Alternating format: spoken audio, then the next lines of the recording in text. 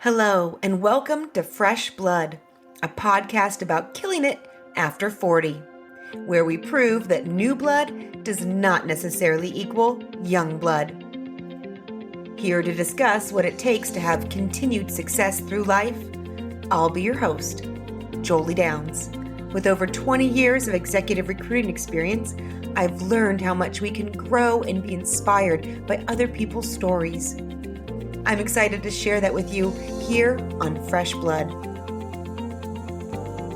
Today, we are speaking with Heidi Hedquist. Heidi has more than 20 years of success in editorial, event planning, media relations, and guerrilla marketing across the entertainment, corporate, and nonprofit sectors.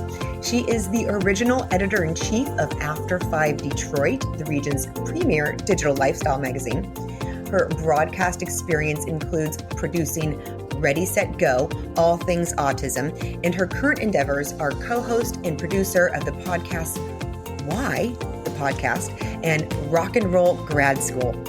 She has managed initiatives for such clients as Autism Speaks, Habitat for Humanity, Michigan Economic Development Corporation, Greektown Casino Hotel, Desert Diamond Casino, Dana Corporation, and Fiat Chrysler. A Detroit native, she remains on her quest to prove that everything great has a connection to the Motor City. I'm really excited to learn more. Heidi, thank you for joining us on Fresh Blood. Please, thank you. Could you tell us a little bit more about your story and getting to where you are today?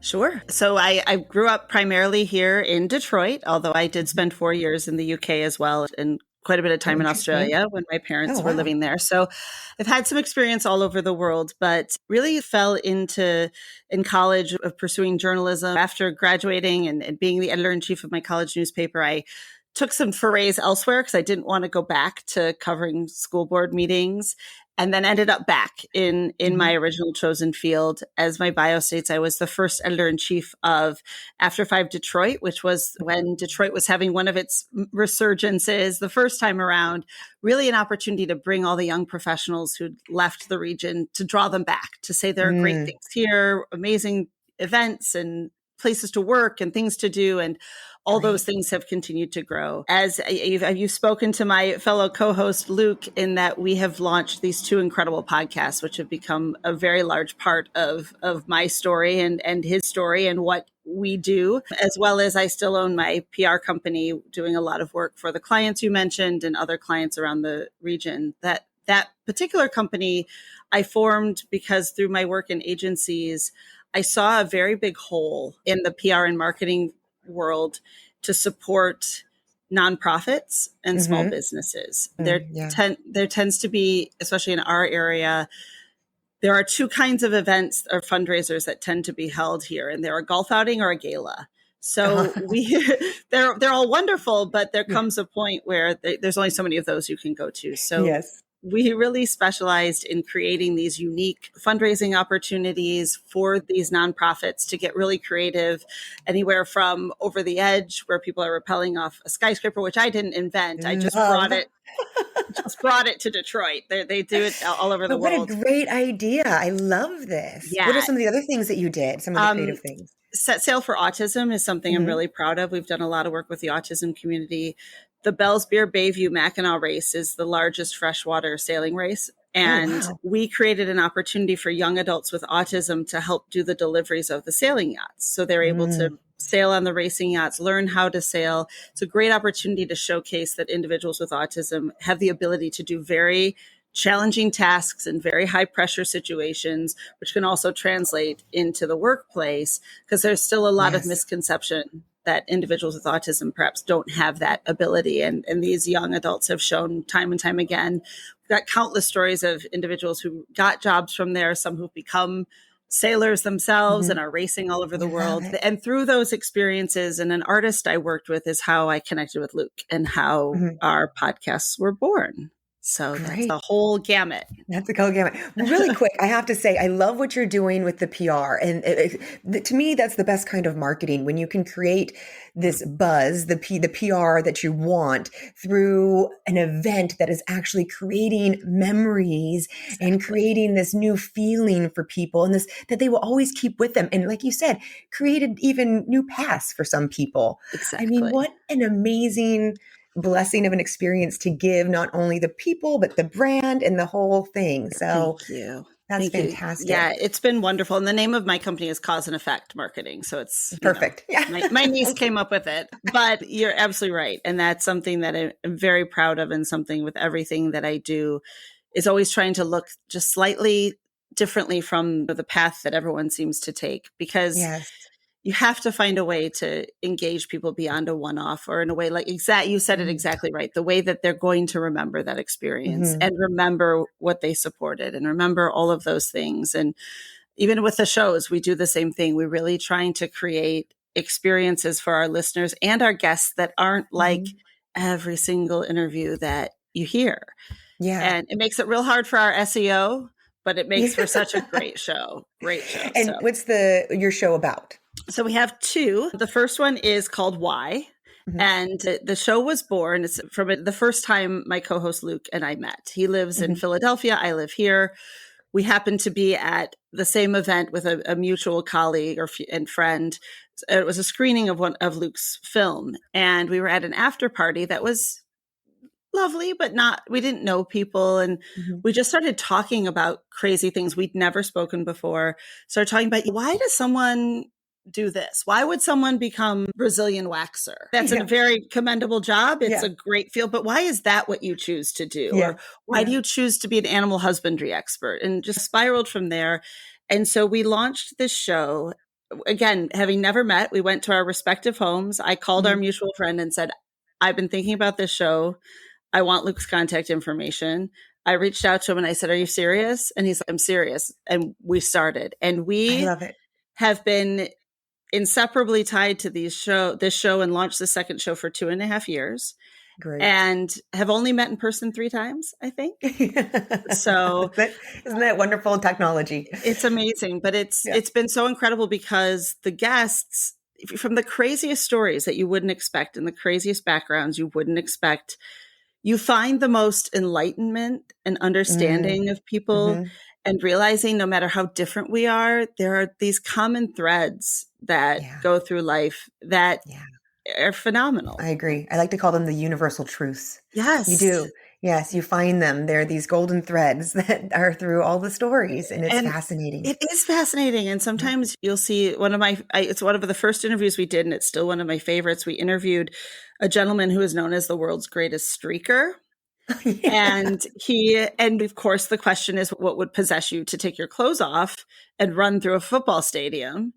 And he said, the world is so strung out. Everybody's so stressed all the time. There's all these problems. If I can make tens of thousands of people laugh just by taking my clothes off, why wouldn't I do it? Yeah. And you're like, and sometimes he gets arrested. And I'm like, what do you do when you get arrested? The world moves so fast. Nobody has time to just meditate and think and reflect on the world. What are you going to do when you're in a jail cell overnight? You just think about it. And you just start to think, you know what? I'm not going to take my clothes off and run through a stadium, but I totally get what you're going for. And it makes me feel good. Isn't that amazing? I love it. It is fascinating. Now, I'm curious, because you've done a lot within your career. What do you feel has been one or two of your greatest successes and why? Sure. Absolutely. So some of my greatest successes, first and foremost, are the things we touched on with the nonprofits and being able to create those experiences. What we did with Over the Edge, again, it's something I didn't come up with the concept. They do it all over the world, but we brought it to Detroit and had massively successful events to the point that we were sold out and have to have double extra days, and raised all this money for this teeny tiny nonprofit called the Detroit to Nepal Foundation. I work with autism both through Set Sail, and then also we were the first ones ever, which now they're everywhere, but we went through Olympia Entertainment, who does a lot of the entertainment here in Detroit, went with them, partnered with them to go to Sesame Street Live to say to them, you need to create a performance that is sensory friendly, that families that have children with autism are afraid to go to performances. And again, this is 10, 12 years ago. Now this is happening everywhere, but we were the first place to ever do that. And it was so wonderful because we were able to create the show in a way that they only had to change 2 special effects. So everyone in the family could still enjoy it no matter what. It didn't hinder it. but we were able to create, here's when the flashing lights are going to be. Here's a area where kids with sensory issues can just go take a break for a while. Here are gluten-free options on the concession. So all of those things, those elements, and then also creating these two shows, they stand out to me. And the second show is called Roll Grad School, which is focused primarily on music, which again, it's Does the World Need Another Music Podcast? But we were getting so many wonderful artists coming through. Why? We realized we should spin off to our own. And that is different too, because our focus on that show is really being able to look at the interview and talk. We don't sit down and go, tell us about how you got your hits. We sit down and we have these conversations that I liken to if we were sitting on a tour bus at 4 a.m. What are the things you just start talking about? And how did this come to be? And what are you listening to when you're just hanging out? And they just become almost like a peek into a tea party or a party, whatever you want it to be. But those elements, I think, hands down, are the things I'm most proud of in my career. Yeah, no, that's great. I mean, that Sesame Street thing gave me little tingles because that's a really big deal for countless families over these years. I can't imagine. And it's so awesome too, because now you look back and now on Sesame Street, there's a character who is on the spectrum. Yes. You see these performances everywhere. And it was amazing to be a part of those things. That is amazing. And it is so satisfying to start programs that like your podcast that you're doing from scratch, to build these things from scratch and to bring it into the world. It's so satisfying. What have you learned from doing this? I have learned that it is different than any other art form. I have also learned that it's different. It does not follow the rules of traditional media, advertising, or television or programming. And I've learned that it is, no matter how many years of experience either of us brought to all of this, we were babies coming into it. And there's something really amazing about that, though very frustrating too, because it's phenomenal to just all of a sudden know that an episode you recorded 18 months ago, suddenly for absolutely no reason, nothing, we will have done nothing, we'll have this huge spike in listens 18 months later. But it's frustrating when there's an episode you put a whole lot behind and no one's listening to it right now. But once you learn to it teaches a lot of lessons, podcasting, because it teaches you to go, stop looking at the end. You got to look at the whole. It teaches you to ride the wave. It teaches you to celebrate that and celebrate the experience. It's a very field of dreams. If you build it, they will come. And it's so that I've learned fast. And I've also learned that when you work with someone, that I've had experiences where I've had business partners and other people I've worked with. Some have been phenomenal. Some have been seemingly great. And then the age old story of taking off, taking all the money, all those things have happened. But what's been so interesting in working with Luke is that I've never had a professional experience like this where we just have clicked from day one. There's a lot of times, and for the mostly lately, he carries a huge amount of the burden of the production of our show. And there are other areas that I can help carry burdens in, but then it'll shift. And he never calls me out and says, I'm doing all this and this, what are you doing? And we always are seamless when we're talking together. And so it's such a gift to have that experience. So it's like the smooth, I don't know, that smoothness. It feels like magic sometimes when you find that with someone. It's so true. And we interact. Siblings who've known each other forever. We ride each other like crap, but it's amazing. And it translates to our guests really like that too. Yeah, that's fun. Yeah. And it's wonderful to have relationships like that in life. Yes. It is, definitely a gift. So now what about the flip side of it? What about a time that you had a really big challenge or made a really big mistake, a huge obstacle? How'd you overcome? And what you learn from it? So I'm dealing with those all the time. One of the biggest obstacles that was probably the hardest thing I've ever been through was when my business partner and I parted ways so horrifically. And it was just the age old story that you hear all the time. And you're like, oh, that's not going to happen to me. And then all of a sudden you have $0 in your bank account and no income because you can't serve your clients on your own. And you have to start from scratch and take a really awful job you don't want to. So that's so rough. It was horrid. So that hands down. But what I had an incredible support system around me. I did suck it up and took a marketing job that was not an area that I ever would have taken that job before, but I did it to You did stay have to. afloat. Yep. Mm-hmm. And then worked on my stuff in the evenings and the weekends to rebuild and build it up to where I could move back out into that. And it was exhausting. So through that, and then also I'm dealing with some incredible challenges right now with one of my largest clients currently is actually a school district. And it's an incredible experience, but it's a district that has a lot of challenges in that their students are, many of them don't have any money at all. There's parents that don't have cars, and we have obviously transportation issues all over the country now. So kids that literally cannot get to school, no matter how hard they try, and trying to communicate that and provide hope and not give false promise has also been one of the most challenging things. I'll take how we handled the pandemic kickoff over this any day. No, that is really hard because there's so much tied to that. It's not a product. It's a person. It's a person. It's a person who needs to be able to be educated, deserves to be able to be educated. But if there are no drivers anywhere, what are you going to do? So we're working out challenges with that and figuring out solutions with the transportation companies, but then also within ourselves, opened up the opportunity for a shorter term virtual solution for kids if they need to do it for now, because you can't just not be able to get school. And even though you don't want to be back in virtual, it's at least something. On the off chance someone listening has a solution, please call Heidi and let her know. Yes, please. You would be the hero of so many people.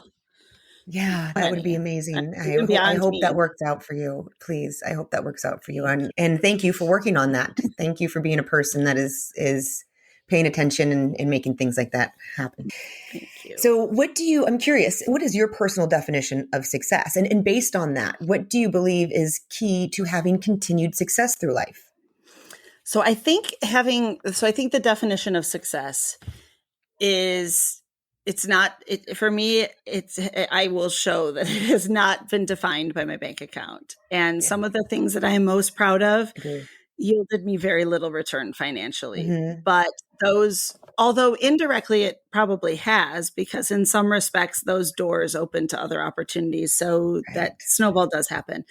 But really being able to create something that has an impact on the world that is positive, and in a way that is moving the world or your little corner of it. I'm not speaking the grand scale, although that too, but moving it forward in any capacity to play a little piece of that, I think, is the meaning of success. Mm-hmm. And so whether it's helping a school district get their communications out and showing the evolution of the district in a positive way, to creating some of the events and the experiences we've talked about and raising awareness and understanding of individuals who are different, which parallels right into our shows, which bringing that light of understanding that, like, hey, you might think you yourself is weird, but you're really not that weird. This person's way weirder and they're so cool. I think those are all, I'm so proud. Those things I'm so proud of, I view as being very successful. And I agree. I believe that will continue, and continuing that evolution and continuing to ride the wave, as crazy as it might be, is what keeps you successful all the way through. And obviously what goes along with that is, of course, friends, family, those sorts of, they're an important player to it. But I think so much of our success is defined by our profession that sometimes it has to go to the forefront.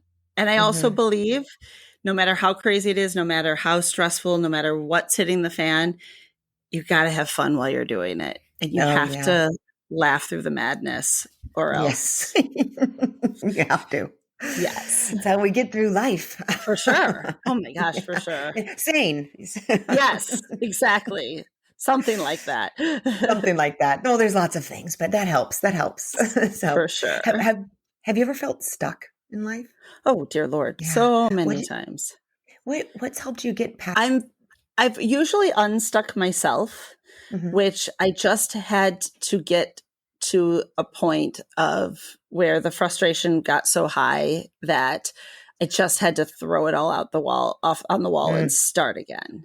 And I've never been able to, when I get stuck in my personal life choices, I can't slowly dig out. I have to break out.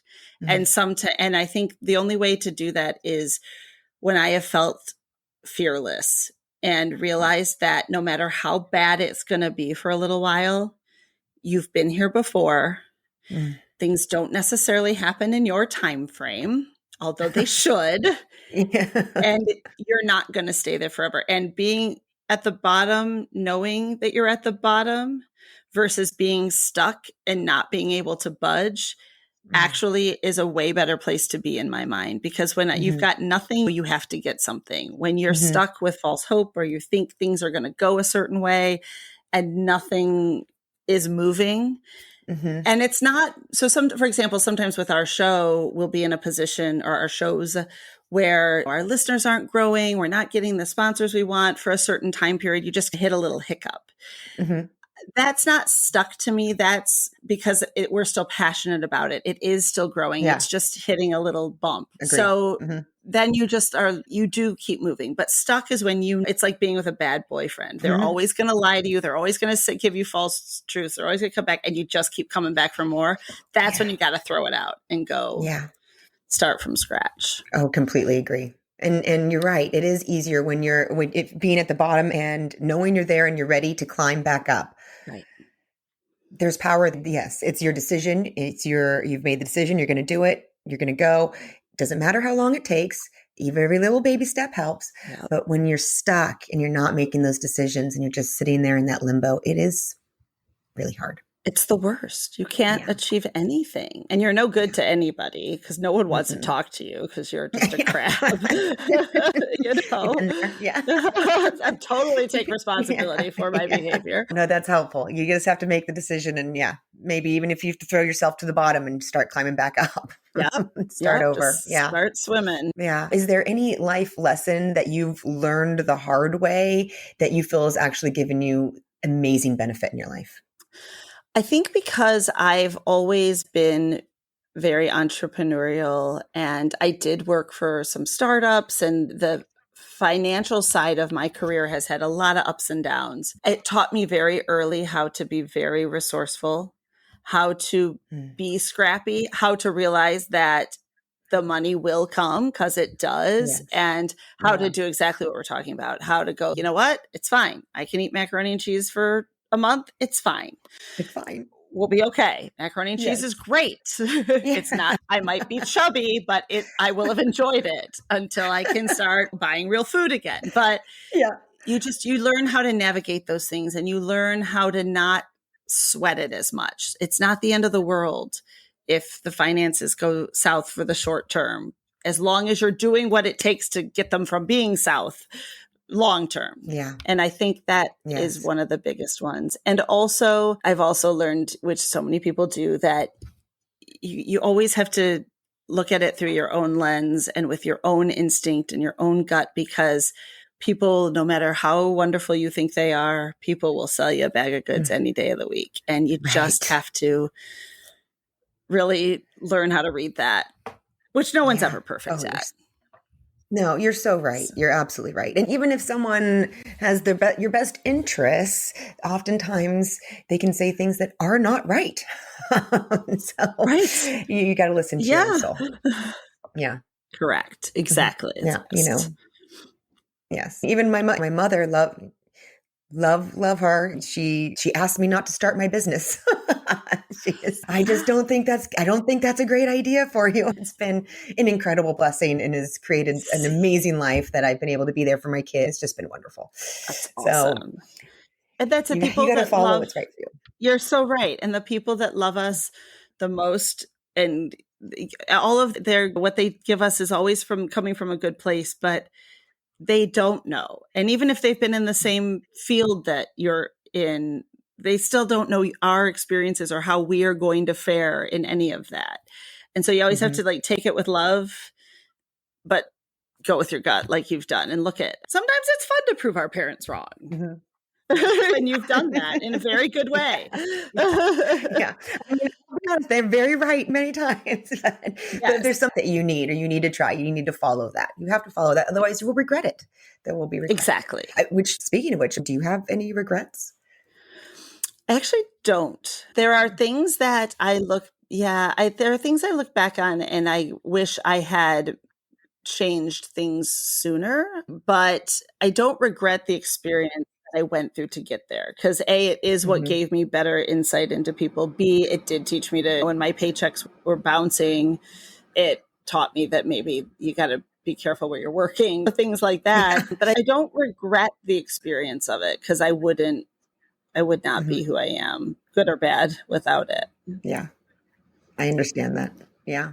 And I'm curious, because you mentioned when in your bio, you talk about Radio City and how much you love living there. Tell us why you love living there. There's something very interesting about Detroit. It is unlike any other city in the world. And it's scrappy. It has had a horrible reputation that it's had to overcome. But through all of that, it's the city where the birthplace of so much incredible music is. It's the city where the birthplace of, you can get real technical up and say no, but where automobiles are known from coming from. And we've had these huge industries, and it's had these incredible heydays and then these incredible lows, and it's come back. So it's followed this trajectory that's very similar to life and very similar to what people go through. And there's something about this city that people who come here, even when it's not thriving, they're drawn to it and drawn to the feeling of it. And I don't know what you can't really pinpoint it. You just want to feel a part of it. And there's ghosts in the old burned out buildings, but you can tell the story of the majesty that was there once. And then you see the things that are happening now that are so incredible and coming. And then you go to the Motown Museum and you're like, this is the greatest place on the planet. So it's just, and then every time we talk to someone, this is our running joke between Luke and me, is that somebody always has a connection. There's always a tie-in to Detroit. And even yesterday, we spoke to the incredible Neil Sugarman from Daptone Records and the Daptones and so many wonderful groups. Amazing, amazing man. Luke and he both grew up in the same town. And Luke was so excited to be like, there you go. Now I have a connection in Massachusetts. And then I said, I'm from Detroit. And Neil's like, see, Detroit's way better. That's way better than Newton, Mass. And I'm like, see, even your fellow hometown guy knows what it's like here. But yeah, it's a good spot. I've never been to Detroit. I'm going. Come visit. Yes. Gotta come visit. Please come visit. What is left unfinished inside of you? What is it that you're excited about for your future? What I'm looking forward to is I'm looking forward to continuing to evolve everything that we're doing with these shows specifically. This is definitely a big area. There's that our focus is on, and how those can expand beyond just the traditional podcast route. There's so many elements and tentacles of how these can grow in the ways we were talking about more uniquely, and some projects we're working on with some of our guests that are film-based, bringing in Luke's film talent. There is the possibility and a clean slate here to do some really amazing, impactful things. And that's what I'm most looking forward to, is that really starting to happen. And we're right at that precipice where the pieces are moving, and we just have to push it right now. At that mark. So that's the thing I'm most excited about. That's great.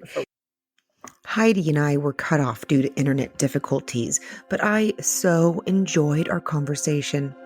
I love how she started her own PR agency because she saw the hole in the PR and marketing industry world that had a need to support nonprofits and small businesses. She saw a need, and she decided to fill that need. She did not wait for someone else to take care of it. She did not wait for permission to do something about it. She stepped up and she did something herself. She made the change. She created her own company, and in so doing, Heidi has gone on to develop creative campaigns that not only amplify her client's brand, but also provides an experience and meaningful change to the people who engage. Creating a situation that leaves people happy and fulfilled and attributing that feeling to a company brand, that is an ultimate PR win. You can do this too. What are the holes in your current industry? What are the needs in your group or your community? When you see a need, you too can be the one to fill that need. Success follows the one bold enough to be the change. thus the popularity of one of the greatest slogans of all times, Nike's "Just Do It." Whatever that thing is that is calling to you, whatever is stirring around in your soul, whatever idea that has taken home inside of you, just do it. Do not wait. Just do it. This is the mark of the successful. They do not make excuses as to why they cannot. They find the reasons as to why they can. They follow their why. Just like Heidi did, both figuratively and literally, when she met her podcast host partner, Luke Poling, at an industry event, they connected over the idea of creating a show around the word why. Heidi had so much fun talking about the idea that it kept percolating around in her brain. She was intrigued. She was excited. And once again, she did not wait for permission. She did not wait for someone else to make a suggestion. She just did it. She called Luke to confirm his interest, and they went on to create their podcast, now having a successful and fun 2 years of interviews with one podcast, creating an additional podcast along the way, developing an incredibly fulfilling friendship, and evolving an overall great understanding of life and its greatest lessons. What a win. The gift of listening and learning from other stories leads to finding those common golden threads that go through life.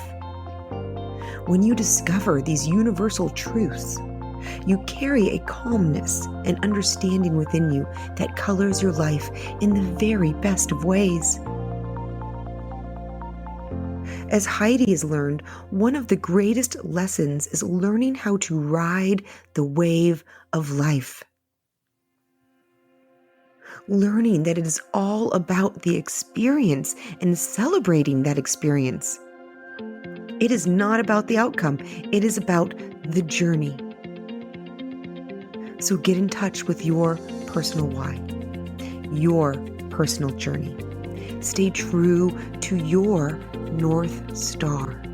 And the outcome, it will be inconsequential because you are enjoying the journey. And that right there is one of the greatest successes. When you have joy on your journey, you have overall better health, better relationships, and higher caliber work. Win, win, win all around. So I ask you, are you joyful on your journey? How often do you find joy in your work? How can you infuse more joy into your life? Do you need to find a new path? Or can you reframe your current journey so that you can feel the pleasure and beauty of living your life each and every day? Sometimes we have to adjust our path, and this is never easy, but it is always worth it. What is most important is making sure that you are on your path. Heidi and her business partner came to a point where they had to part ways. This was not an easy process, and Heidi found herself with zero income, having to start all over from scratch. She could have let this experience make her bitter. She could have wallowed in the negative feelings. She could have succumbed to the negative voices, stopping her dreams in her tracks. Instead, Heidi did what she needed to do. She got herself a have-to job to make ends meet, and then she spent her evenings and weekends working on her want-tos, and she rebuilt her company in exactly the way she had dreamed about, even better than before, better than ever. our greatest successes are born from our greatest challenges.